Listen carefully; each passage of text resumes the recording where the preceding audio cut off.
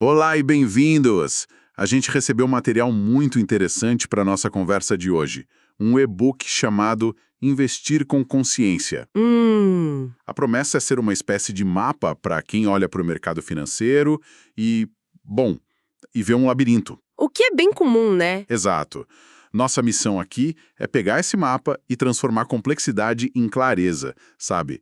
Focando nas ideias que realmente podem virar a chave na cabeça de quem quer começar. Exato. E o ponto de partida que esse material propõe é fundamental. Antes de comprar qualquer coisa, é preciso entender a linguagem. A terminologia. Isso.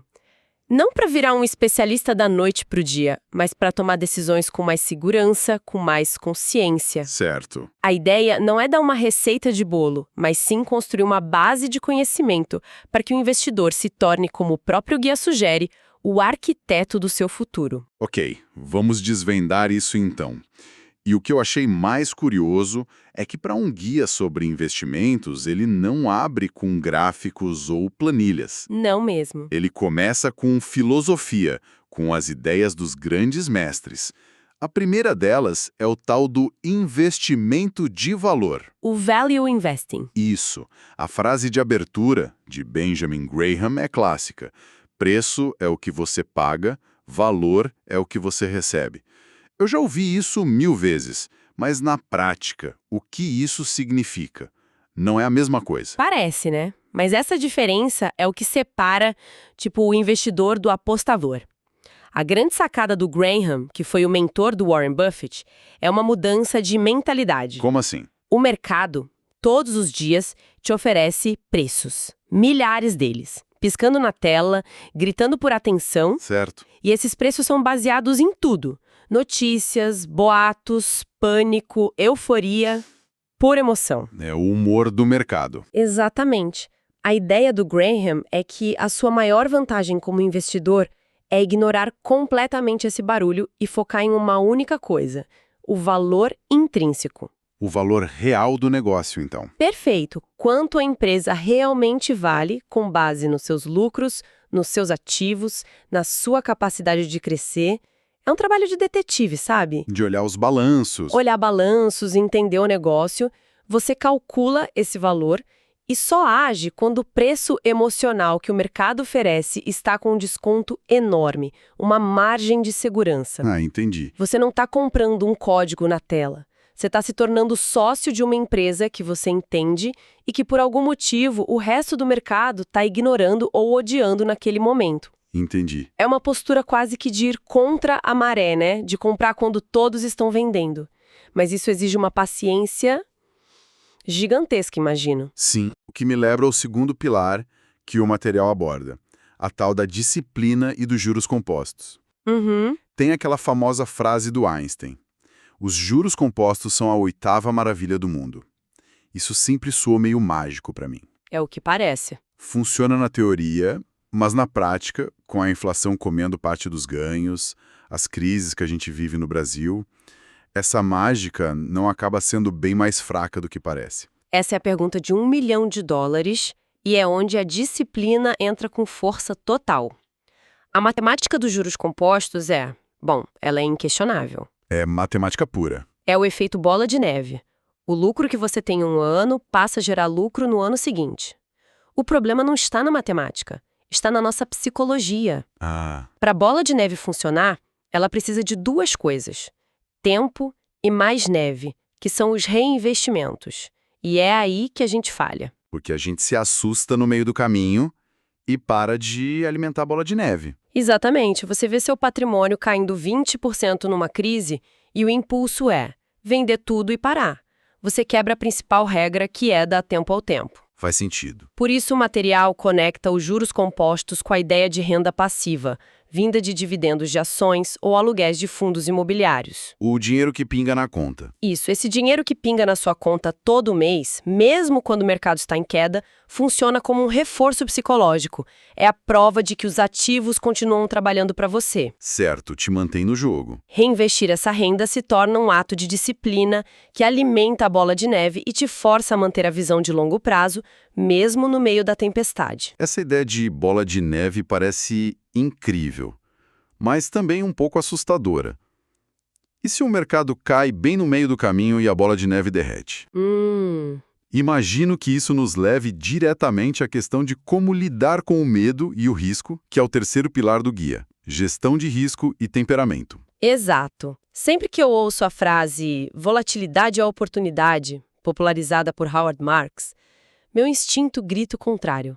O de todo mundo, na verdade. É fácil falar isso, mas como um investidor comum treina o cérebro para não entrar em pânico e vender tudo na baixa, que é o que a maioria faz? Aí é que está o pulo do gato.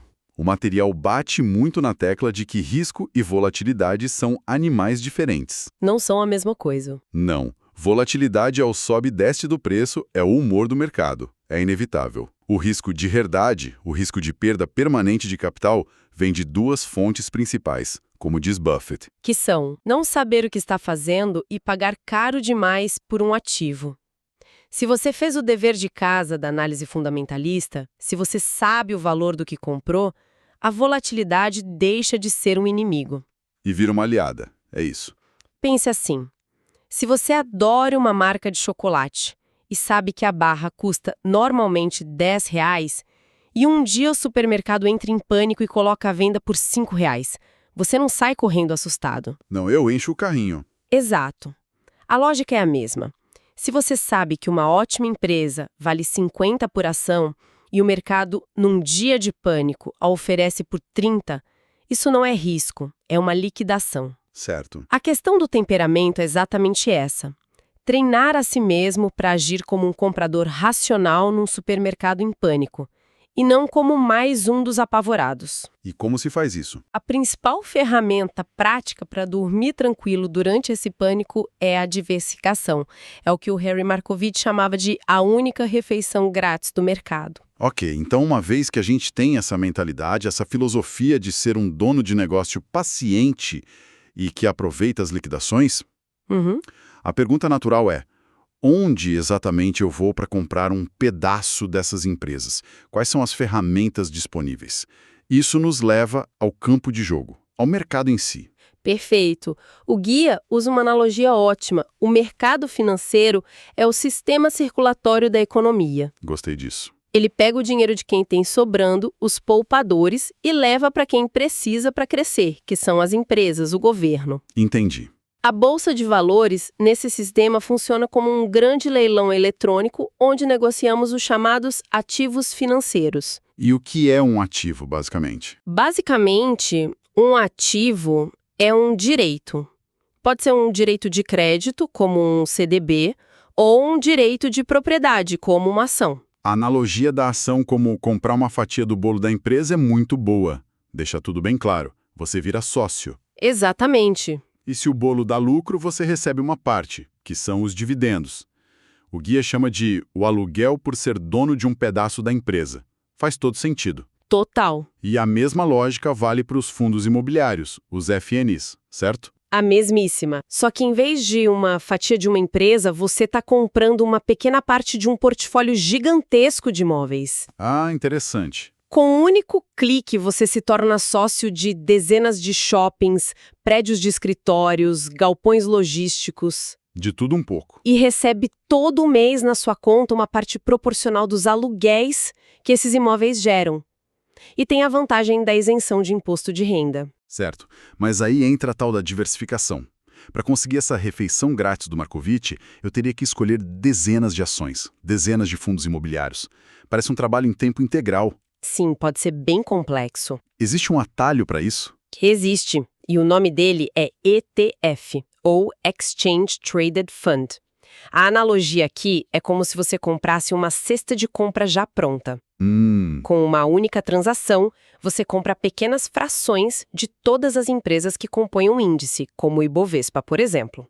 É a aplicação mais pura e simples da teoria da diversificação. E isso ajuda a diluir aquele risco não sistemático que vocês mencionaram antes? Exato. Pense nesse risco da seguinte forma.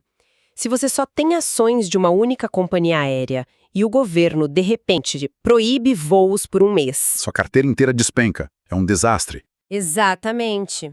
Agora, se você tem um ETF que segue o Ibovespa, essa companhia aérea é só uma pequena parte da sua cesta. Uma fatia pequena do bolo. Isso. O banco, a mineradora, a varejista, a empresa de energia que também estão na cesta continuam operando normalmente. O desastre de um setor específico não destrói o seu patrimônio. É isso que a diversificação via ETF resolve de forma brilhante. Fica claro que existem ferramentas diferentes para objetivos diferentes.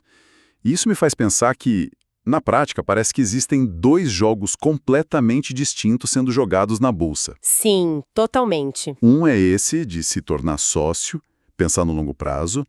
O outro é o da agilidade de tentar ganhar com os movimentos rápidos de preço.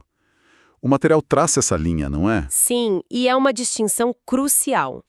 De um lado, você tem a análise fundamentalista, que é a base para a estratégia do buy and hold. Comprar e segurar. Isso. A frase de Charlie Munger, que está no guia, resume a filosofia. O tempo é o melhor aliado do bom investidor.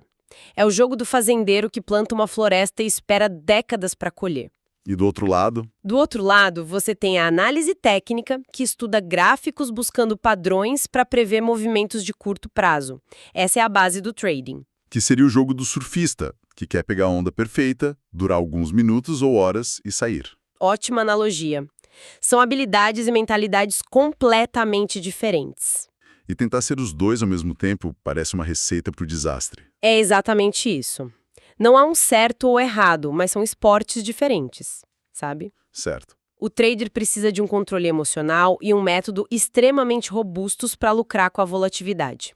O investidor de longo prazo precisa de paciência para ignorar essa mesma volatilidade. E tem um alerta no guia sobre isso. Sim, o guia traz um alerta importante de John Maynard Keynes para quem se aventura no curto prazo. O mercado pode permanecer irracional por mais tempo do que você pode permanecer solvente. Essa frase é forte. É um lembrete de que, no curto prazo, o mercado é uma arena de psicologia de massas e não necessariamente de lógica. Isso tudo é ótimo na teoria, mas no fim do dia a gente tem que lidar com a realidade, né? E o que eu vejo é que muita gente tropeça não nos grandes conceitos, mas nos pequenos detalhes práticos. Com certeza. Aquelas coisas que o guia chama de fatores práticos, como liquidez, custos, impostos. Sim, os inimigos silenciosos da rentabilidade.